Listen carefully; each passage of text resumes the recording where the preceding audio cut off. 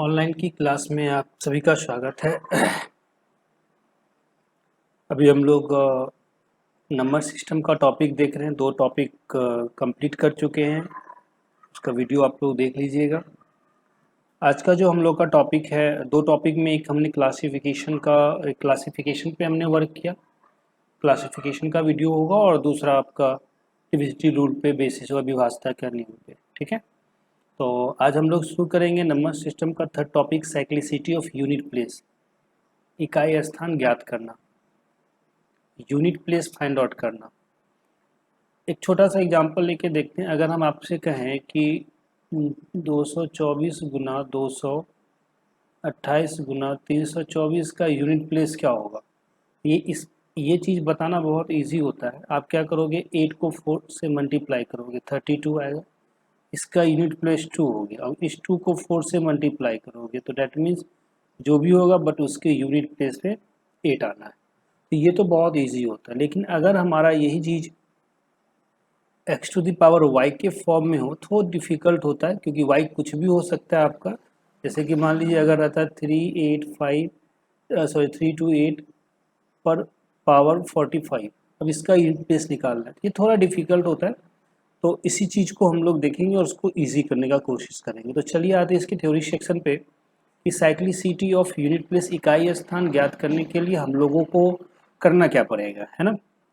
तो जैसा कि अब हम देख रहे हैं कि यहाँ पर हमने पैकेज 4 का बनाया है, ABCD 4 का पैकेज, फिर ABCD, फिर ABCD, फिर ABCD, ऐसा करके ABCD होगा। अगर हम यहाँ पे आपसे पूछे कि अगर ABCD अगर हम लिखे कई बार और उसके बाद आपसे हम पूछे कि बताओ जी 15th वाला टर्म कौन सा होगा, तो आप ABCD लिखोगे 4 बार, फिर से ABCD लिखोगे 4 बार, फिर से ABCD लिखोगे 4 बार, तो कितना बार हो गया टोटल, 12 बार। फिर एक बार लिखोगे ABC, तो 12 3 15, तब आंसर कहोगे C।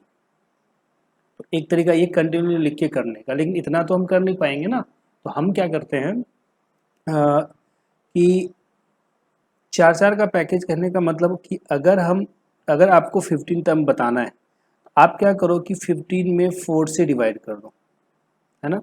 ऑलवेज, हमेशा 4 से डिवाइड करो। 15 में जब 4 से डिवाइड करोगे तो रिमाइंडर आपको मिलेगा 3। रिमाइंडर कितना मिलेगा, 3। तो रिमाइंडर 3 का मतलब हो गया कि जो हमारा स्टार्टिंग का जो 4 का पैकेज है, 4 टर्म है, उसका जो तीसरा वाला टर्म होगा वही हमारा आंसर होगा। और तीसरा वाला टर्म आपका क्या दिख रहा है, C, आंसर आ जाएगा। तो 15 टर्म लिखने की जरूरत नहीं है आपको। पहले का जो 4 का पैकेज होगा उसी में आप कितना बड़ा टर्म भी आपसे पूछा जाए, 100 टर्म का, 200, 500, वो 4 टर्म में ही आंसर छुपा होता है ना। जैसे कि अगर हम आपसे पूछे 20th टर्म क्या होगा, 20वां पद क्या होगा, ABCD करके ऐसा अगर लिखे तो अब जरूरी नहीं है कि ABCD हम 20 बार लिखें। आप क्या करो कि 20 में 4 से भाग दो, तो रिमाइंडर कितना आ गया, 0, है ना। और जब रिमाइंडर 0 आ गया, इसका मतलब है, ये चीज़ याद रखेंगे, अगर रिमाइंडर 0 आता है तो फोर्थ टर्म आंसर हमारा होता है ऑलवेज। कौन सा, फोर्थ टर्म। और फोर्थ टर्म क्या दिख रहा है, D, तो आंसर कितना आ जाएगा, D। क्लियर है। तो ये चीज़ हम लोगों को ध्यान में रखना है। अगर ये साइक्लिसिटी अगर हम 5 पे जाके रिपीट होता है ना, ABCD, तो 5 वाला अगर रिपीट होगा तो सिंपल 4 की जगह आप कितना से डिवाइड करोगे, 5। लेकिन जब हम लोग साइक्लिसिटी ऑफ, इसका जरूरत आगे पड़ेगा आपको, लेकिन जब साइक्लिसिटी ऑफ यूनिट प्लेस की बात करते हैं तो ऑलवेज आपको 4 से ही डिवाइड करने की जरूरत पड़ती है। लेकिन जब साइक्लिसिटी हमारा 5 का आएगा, यानी ABCD 5 का पैकेज चलेगा, तो उस जगह पे हम लोग 5 से डिवाइड करेंगे और रिमाइंडर पता करेंगे, और रिमाइंडर जो होगा वो वाला टर्म हमारा उसका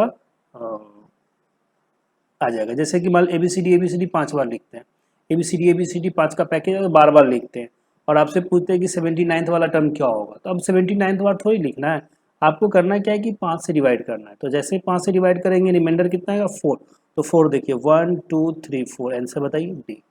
4 का रिपीट वाला होगा तो 4 से डिवाइड करेंगे, 5 का होगा 5 से करेंगे, 2 का होगा 2 से करेंगे। क्लियर।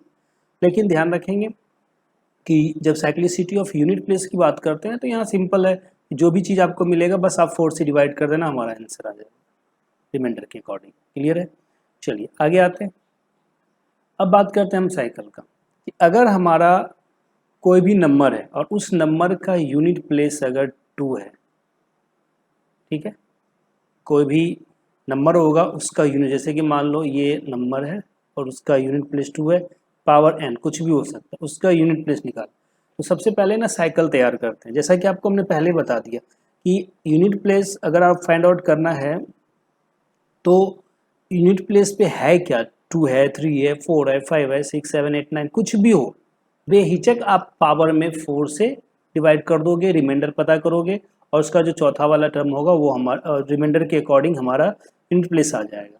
लेकिन कुछ कंडीशंस हो जाते हैं ऐसे जहाँ पे आपको थोड़ा इजी हो जाता बनाना, अगर 4 से डिवाइड ना करना पड़े तो भी कर सकते हैं। जैसे देखो अगर 2 की साइकिल करते हैं तो देखो 2 4 बार तक आएगा, 2 पे पावर 1 2, 2 पे पावर 2 4, 2 पे पावर 3 8, 2 पे पावर 4 6। अब जैसे ही 2 पे पावर 5 करेंगे तो ये 2 अब रिपीट शुरू हो गया, तो 4 4 का पैकेज चल रहा है। इसका मतलब है कि 2 अगर यूनिट प्लेस 2 होगा तो उसका साइकिल चलेगा 4 का, इसका मतलब उसके पावर में डिवाइड करेंगे 4 से। उसी तरह से अगर 3 की साइकिल की बात करें तो ये भी 4 टाइम्स के बाद रिपीटेशन शुरू होता है, इसका भी साइकिल हो जाएगा 4 का, और 4 का साइकिल का मतलब क्या होगा कि उसके पावर में डिवाइड किससे करना है, 4 से। तो ध्यान रखेंगे 2 और 3 का साइकिल कितने का चलेगा, 4 का। जैसे एग्जांपल देख सकते हैं आप, अगर 2 पे पावर 23 है और आपसे पूछ रहा है उसका यूनिट प्लेस क्या होगा, तो 23 में 4 से भाग देंगे, जैसे ही 23 में 4 से भाग देंगे तो रिमाइंडर कितना आ जाएगा 3, और रिमाइंडर 3 का मतलब तीसरा स्टेप, तो तीसरा स्टेप निकालो, 2 पे पावर 1, 2 पे पावर 2, 2 पे पावर 3, और तीसरा स्टेप 2 पे पावर 3 आता है, इसका मतलब आंसर आ जाएगा 8। जैसे कि यहाँ 44 है 44, तो जैसे ही 44 में 4 से भाग देंगे तो पूरा पूरा कट जाएगा, और पूरा पूरा कटने का मतलब चूँकि आपको मालूम है कि दो का जो साइकिल है वो 4 के पैकेज में चलता है, और 2 का साइकिल अगर 4 के पैकेज में चलता है तो अगर हमारा रिमाइंडर 0 आ रहा है, तो अगर रिमाइंडर 0 आ रहा है तो फोर्थ वाला ही हमारा आंसर होगा, तो 2 पे पावर 1, 2 पे पावर 2, 2 पे पावर 3, 2 पे पावर 4, तो ये हमारा आंसर आ जाएगा। तो 2 पे पावर 4 का मतलब 16, तो यूनिट प्लेस पे क्या आ गया 6। बात समझ में आ रही है। अगर 2 पे पावर 129 है तो इसका आंसर कैसे होगा, 129 में 4 से भाग देंगे। अब 129 में 4 से भाग देने का मतलब ये नहीं कि 129 में 4 से भाग देंगे, आपको विभाजता का नियम हमने बताया कि 4 का लास्ट का 2 अंक पे ही डिपेंड करता है, तो आपको 1 लेने की जरूरत नहीं है, सिर्फ 29 में 4 से भाग देना। क्लियर है। जैसे 29 में 4 से भाग दोगे आप तो रिमाइंडर आ जाएगा 1, तो जैसे रिमाइंडर 1 आ गया तो इसका मतलब पहला स्टेप हमारा आंसर होगा, और इसका जो पहला स्टेप होगा वो आता है 2 पे पावर 1, आंसर आ जाएगा 2। क्लियर है। चलिए उसी तरह 3 का भी है, 3 का भी चूंकि 4 का ही साइकिल चलता है तो उसमें भी हम लोग सिर्फ 4 से ही भाग देते हैं। चलिए उसके बाद आते हैं हम लोग 4 के साइकिल पे। तो जब हम लोग 4 के साइकिल पे बात करते हैं तो 4 पे पावर 1 4, 4 पे पावर 2 16 6, 4 पे पावर 3 फिर 4 चौका 16 चौका 64 4 फिर 6, यानी इसका जो रिपीटेशन है 2 पे ही आ गया। तो 2 पे आ गया तो इसका मतलब है कि इसके पावर में हम 2 से ही डिवाइड कर देंगे, और जो 2 से डिवाइड करें अगर रिमाइंडर 1 होगा तो 4 पे पावर 1 वाला आंसर हो जाएगा, रिमाइंडर 2 होगा तो 4 पे पावर 2 वाला आंसर आ जाएगा। क्लियर है। और आप चाहे तो 4 से भी भाग दे सकते थे, यही चीज़ हो गया कि ये रूल 4 और 9 में दोनों में लगते हैं, तो दोनों में वो 2 वाला ही कॉन्सेप्ट चलता है ना। तो साइकिल 2 का बनता है इसलिए आप इसमें 2 से भी डिवाइड कर सकते हैं, अदरवाइज वो 4 का जो साइकिल वो है वो 4 वाला सब में लगेगा, कोई प्रॉब्लम नहीं है, 4 वाले से किसी भी पावर में 4 से भाग दे दोगे आ जाएगा। लेकिन 4 और 9 में ईजी होता है क्योंकि इसका साइकिल 2 का ही रहता है। तो 2 के रहने का मतलब हो गया कि अगर आप इसको इस तरीके से भी देख सकते हैं कि अगर हमारा पावर ऑड है, मतलब 1 तो ऑड नंबर है ना, अगर पावर ऑड है 4 पे तो आंसर 4 होगा, और अगर हमारा पावर इवन है तो आंसर 6 होगा, ऑलवेज का। क्लियर है। उसी तरह 9 वाले में अगर पावर ऑड है तो 9 होगा आंसर, और पावर अगर इवन है तो आंसर 1 होगा। पावर इवन का मतलब हो गया 2 वाले में सेकेंड स्टेप चला गया, और ऑड का मतलब फर्स्ट स्टेप। तो ये चीज़ इस तरीके से भी इसको याद रख सकते हैं, कोई प्रॉब्लम नहीं। चलिए तीसरा कंडीशन है ये 6 का, 1 का और 5 का। तो 6 और 1 और 5 में भी अगर चाहो तो आप 4 से डिवाइड, मतलब अगर किसी भी नंबर का यूनिट प्लेस अगर 6 है 1 है और 5 है, उसके ऊपर में पावर कुछ भी है तो वहाँ भी आप 4 से डिवाइड दे सकते हो। और साइकिल के अकॉर्डिंग कर सकते हो, लेकिन ज़रूरत नहीं है, क्योंकि 6, 1 और 5 ऐसा नंबर है कि इसके ऊपर में पावर कुछ भी आएगा तो वो खुद आंसर होता है। जैसे कि अगर मान लो 6 पे पावर 296 डाल दिए, तो अगर हम पूछेंगे इसका यूनिट प्लेस क्या होगा, तो आप बिल्कुल बोल सकते हो आंसर 6 होगा। तो 6, 1, 5 के ऊपर में कुछ भी होगा, उसका यूनिट प्लेस 6, 1 वाले का 1 और 5 वाले का 5 ही होना। जैसे कि अगर हम कहते हैं 215 पे पावर 18, इसका यूनिट प्लेस क्या होगा, तो सीधा कह सकते हैं 5 होगा, क्योंकि उसकी इकाई हिसाब से 5 है। अगर कहते हैं 296 पे पावर 78, इसका यूनिट प्लेस क्या होगा, तो चूंकि यहाँ पे 6 है यूनिट प्लेस पे, और 6 पे पावर कुछ भी होता है तो उसका इकाई स्थान 6 ही होता है। क्लियर है, इस चीज़ को याद रखिए। चलिए उसके बाद आते हैं 7 और 8 का। जब हम 7 और 8 की बात करते हैं तो इसका भी देख सकते हैं कि साइकिल 4 का ही चलता है, 8 का भी साइकिल 4 का ही चलता है, तो यहाँ भी आपको 4 से ही डिवाइड करना है। जैसे 7 पे पावर 35 है, अगर इसका यूनिट प्लेस निकालना है तो 4 से डिवाइड करेंगे, रिमाइंडर 3 आएगा, और रिमाइंडर 3 का मतलब हो गया तीसरा स्टेप, और तीसरा स्टेप 7 पे पावर 1 7, 7 पे पावर 2 49, और 7 पे पावर 3 243। आंसर कितना आ गया 3। इसी को आप इस तरीके से भी लिखो, क्योंकि 7 पे पावर 3 की बात है, तो 7 पे पावर 3 किसी को याद रहता है, नंबर किसी को नहीं याद होता, तो कोई दिक्कत नहीं, 7 का स्क्वायर और 7 लिख लो। तो 7 सत्ते 49, उसका इकाई स्थान ले लो 9, इधर हो गया 7, 9 सत्ते 63। अब जैसे मान लो कि अगर रिमाइंडर 0 आ जाता है ना, तो अगर रिमाइंडर 0 आता 4 से भाग देने के बाद, तब तो चौथा स्टेप लेते, यानी 7 पे पावर 4। अब 7 पे पावर 4, 7 गुना 7 गुना 7, ऐसा तो लिखना नहीं है ना। हाँ, तो इसको 2 भाग में बांट लो आप, 7 का स्क्वायर मल्टीप्लाई 7 का स्क्वायर, तो 7 का स्क्वायर 49, इकाई स्थान पे 9, 7 का स्क्वायर 49, इकाई स्थान पे 9, 9 नमा 81, इकाई स्थान पर 1। क्लियर है, तो 7 और 8 का हो गया। चलिए अब इसका शॉर्ट फॉर्म देख लीजिए, याद रखने के लिए है कि 2, 3, 7, 8 अगर वाला होगा तो उसमें आप 4 से डिवाइड करो। वैसे आपको हमने पहले ही बता रखा है कि कुछ भी हो आप 4 से डिवाइड करके काम निकाल सकते हो। तो 2, 3, 7, 8 में साइकिल 4 का चलता है तो 4 से डिवाइड करो। 4 और 9 का साइकिल 2 का से चलता है तो 2 से डिवाइड करो, या ऑड इवन का फंडा लेके चलो, और 1, 5, 6 है तो सेम यूनिट प्लेस होगा। क्लियर है, चलिए नेक्स्ट एक कंडीशन है, इस कंडीशन को आप याद रखिएगा कि 2 पे पावर n प्लस 8 पे पावर n इक्वल टू 0 है ना, 8 और 2 10, यानी 2 पे पावर n कुछ भी है, वही चीज़ यहाँ पर भी है 8 पे पावर n।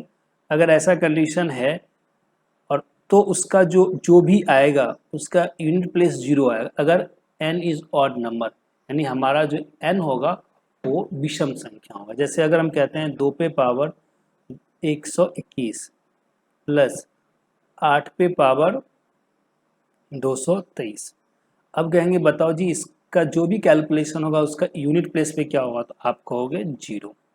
क्लियर है, तो ये चीज़ ध्यान रखेंगे कि ये दोनों का दोनों हमारा कैसा नंबर होना चाहिए, ऑड नंबर, विषम। 3 और 7 10 होगा, एन ये दोनों जो n होगा वो भी विषम होना चाहिए। 4, 6 इसके स्थाई पे भी, इकाई स्थान पे भी 0 होगा, ये भी आपका विषम होना चाहिए, ऑड नंबर होना चाहिए।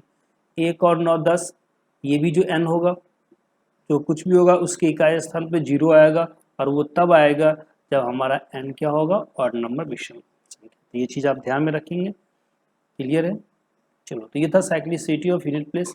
अब इसी के बेस पे हम लोग कुछ एप्लीकेशन देखते हैं, कुछ एग्जाम्पल देखते हैं।